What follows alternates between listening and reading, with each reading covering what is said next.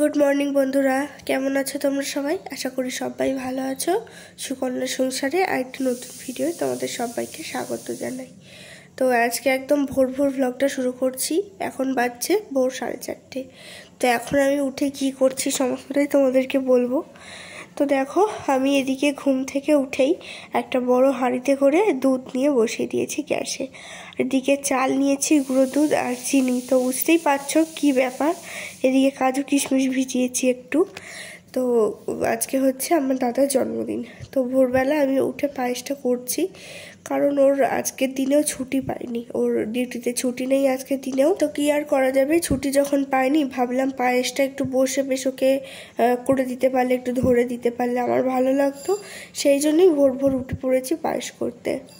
তো আগে পায়েসটা করে নিচ্ছি, ওকেই দিয়ে দেবো ভোরবেলা, ও খেয়ে দিয়ে ডিউটি যাবে। তো দেখো দুধটা ভালো করে ফুটে উঠেছে, আর এবার আমি আস্তে আস্তে পায়েসটা করে নেব। দেখো দুধটা ফুটে গেছে, আর আমি চালগুলো দিয়েও দিয়েছি। চালগুলো অল্প অল্প সেদ্ধ হতে শুরুও করে দিয়েছে। কাল থেকেই আমার মনটা খুব খারাপ, যেহেতু আমি সামনে ধরে দিতে পারবো না। কারণ আমার এগুলো প্রচণ্ড শখ আছে যে আমি জন্মদিনে এইভাবে রান্না করব, যেটা যে কারোরই জন্মদিন হোক না কেন এইভাবে রান্না করব, তাকে খেতে দেব, গুছিয়ে বাগে। এই শখটা আমার ভীষণ আছে। আর যখন দেখলাম ও ছুটি পেল না, আমার মনটা প্রচণ্ড খারাপ হয়ে গেছে। তবু কি আর করব, প্রত্যেক বছর তো এটা হয় না।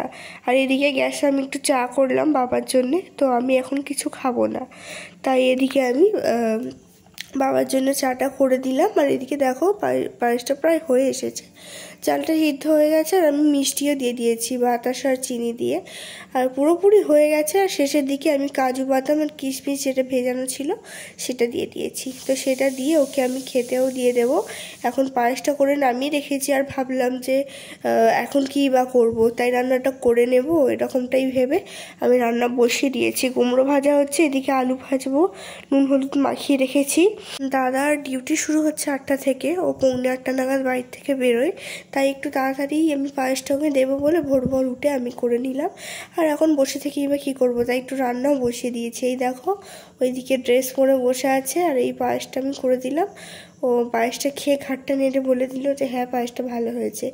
তারপর ও একটু মুড়ি খেলো, কারণ ভোরবেলা তো শুধু পায়েসটা খাওয়া যায় না। তো এই গেঞ্জিটা দেখো, এটা আমি দাদাকে গিফট করেছি। তো কাজের চাপে বেচারা গেঞ্জিটাও পরতে পারেনি, কারণ ওখানে ড্রেস পরেই যেতে হবে, আদার্স কিছু অ্যালাউ করে না। তো আজকে হচ্ছে ওর বাংলা তারিখের জন্মদিন। আর তারপর আমি একটু চা খেয়ে নিলাম, চা খেয়ে আবার এসে গেছি রান্নাঘরে। যতটা রান্না করে এগিয়ে রাখা যায়। এদিকে ভাত বসিয়েছি, এদিকে পটল চিংড়ি করবো, তাই পটলগুলো ভাজছি। আর এদিকে তো সব ভাজা হয়ে গেছে, আলু আর কুমড়ো, আর পাঁপড় ভাজবো, পাঁপড়গুলো বার করে রেখেছি। আর এদিকে একটু ডাল করে নিচ্ছি। তো আরও তাড়াতাড়ি রান্নাটা করে নিচ্ছি, কারণ দাদাকে টিফিন পাঠাতে হয় 12টার সময়। তো যেহেতু অনেক কিছু রান্না করব, তাই জন্য ভাবলাম যে তাড়াতাড়ি রান্নাটা করে নিই। এদিকে পাঁপড় ভাজা হয়ে গেছে, তরকারি আলু সেদ্ধ করে রেখে দিয়েছি।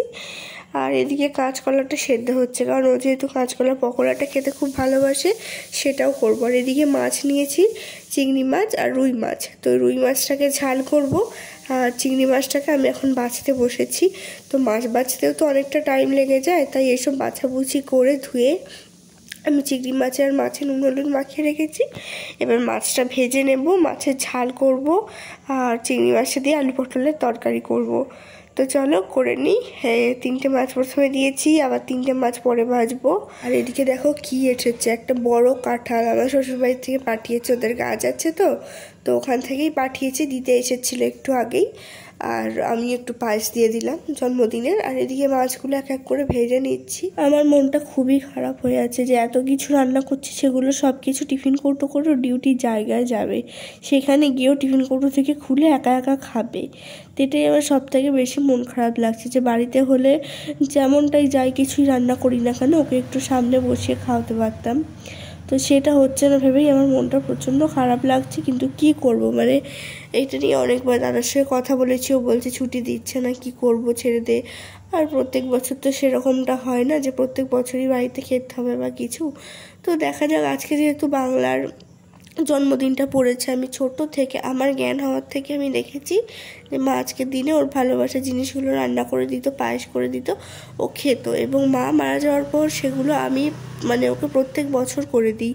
ওকে কোনো সময় বুঝতে দিই না যে মা নেই বলে ওর এ বাড়িতে যত্ন হবে না বা ওর শখের দিনটা পালন হবে না, এগুলো আমি ওকে কোনো দিনই বুঝতে দিই না। এদিকে দেখো আলু পটল হয়ে গেছে, এদিকে মাছের ঝালটাও হয়ে গেছে, খুব সুন্দরভাবে আমি করে নিয়েছি। আর এদিকে কাঁচকলার বড়াটা হচ্ছে, তো এটা হবে। তারপর এখনও শাক ভাজা বাকি আছে, এগুলো হলেই হয়ে যাবে।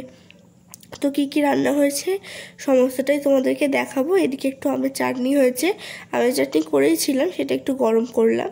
আর এদিকে শাক ভাজা করছি বড়ি দিয়ে। তো এখনকার মতো আমার রান্নাটা এখানে শেষ হলো। তো চলো টিফিনটা রেডি করে দিই। এই দেখো ভাত হয়েছে, আলু পটলের তরকারি, চিংড়ি মাছ দিয়ে মাছের ঝাল, ডাল, আলু ভাজা, কুমড়ো ভাজা, শাক ভাজা, এদিকে চাটনি, পাঁপড় রয়েছে, কাঁচকলার পকোড়া রয়েছে, আর ওদিকে মিষ্টি রয়েছে, আর পায়েসটা তো আগেই চলে গেছে।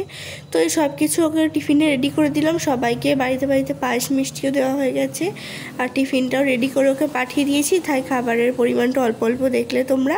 আর এদিকে খাবারটা গুছিয়ে আমি আবার চলে এসেছি ঘরে।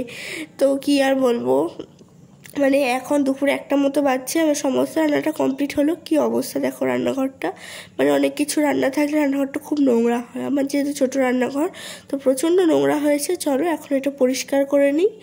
তো এবার রান্নাঘরটা আমার পরিষ্কার করতে প্রায় 15-20 মিনিট লাগবে, যেহেতু মাছ কাটা থেকে মাছ ধোয়া, রান্না সব এখানেই হয়েছে। তাই একটু ভালো করেই পরিষ্কার করতে হবে রান্নাঘরটা, যদিও প্রচণ্ড ভালো করে পরিষ্কার আমি কোনোদিনই করতে পারি না। যেটুকু সাধ্যের মধ্যে অল্প স্বল্প সেগুলোই পরিষ্কার করে নিই। আর আজকেও ঠিক তেমনটাই হয়েছে, পরিষ্কার করে নিচ্ছি। আর রান্নাঘরটা নয়তো না মাছের গন্ধ বেরোয়, আর মাছি টাছি অনেক নোংরা হয়। তো প্রথমে যে বাসনগুলো রান্নাঘরে আছে ওগুলো আমি সব বাইরে বার করে দিচ্ছি, মাজবো একটু পরেই। আর প্রত্যেক দিনের মতোই আমি আজকেও নিজে হাতে সব রকমের রান্না এবং সব রকম কাজ করছি, ঘর মোছা থেকে শুরু করে বাসন মাজা, কাচাকুচি। তাই আজকের দিনটা প্রচণ্ড দেরি হয়ে গেছে, 1:30 মতো বাজতে যায়। আমি এখনও রান্নাঘরে, অন্যদিন আমার এই সময় স্নান খাওয়া হয়ে যায়। তো চলো আমি গ্যাসটা প্রথমে বাসন মাজার সাবান দিয়ে ভালো করে ঘষে পরিষ্কার করেছি, কারণ তেল ঝাল এগুলো তো ছিটকে ছাটকে পড়ে। তো ওগুলো দেখি বাসন মাজা এটা করে মাজলে খুব পরিষ্কার হয়ে যায়, কোনো রকম গন্ধও বেরোয় না, আর কোনো রকম হলুদ দাগও হয় না। তাই আমি সেটা দিয়ে ঘষে ঘষে ভালো করে পরিষ্কার করে নিই। একটু এই নেতাটা একটু জল দিয়ে সেটা দিয়ে ভালো করে মুছে নিচ্ছি। তো আমার যেহেতু গ্যাসেতেই সবটা হয়, আঁশ নিরামিষ, তাই গ্যাসটা আমি মেজে ধোয়ার পরিষ্কার করে নিই, যাতে আমি নিরামিষও করতে পারি আর আমিষটাও করতে পারি। তো চলো ভালো করে পরিষ্কার করে নিয়েছি, আর ফিনাইল দিয়ে ভালো করে রান্নাঘরটা মুছেও নিয়েছি। আর এদিকে আমাদের গ্যারেজটা রয়েছে, যেখানে সিলিন্ডার, সাইকেল আমাদের সবার এগুলো থাকে, তো সেখানটাও ভালো করে আমি পরিষ্কার করে নিলাম।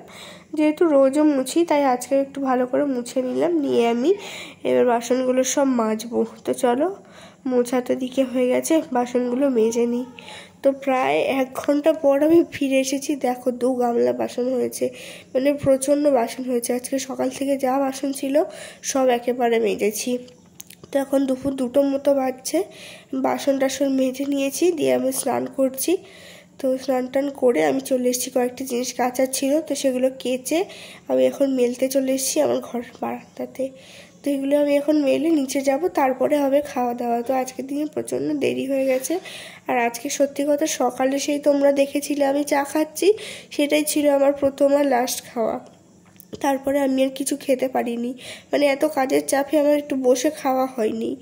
তাই জন্যে আমি বাবাকে খেতে দিতে যাচ্ছিলাম, বাবা বললো না তুইও সকাল থেকে কিছু খাসনি, একসাথেই দুজনে খাবো। তাই জন্যেই আমি আরও একটু তাড়াহুড়ো করছি, যদিও হয়ে উঠছে না, 2টো বাজছে, অনেকটাই দেরি হয়ে গেছে।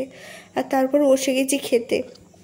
আর যেহেতু দাদা খাবে না, তো মনটা খারাপই লাগছে, 3জনে বসে বসে খাচ্ছি। বোনকেও ডাকলাম, বললাম মা একটু ভাত খেয়ে যা। তো আমি এত কিছু রান্না করেছি আমি কিছুটাই খাইনি, মাছ নিয়েছিলাম, তরকারি, একটা বড়া আর ভাত খেয়েছিলাম।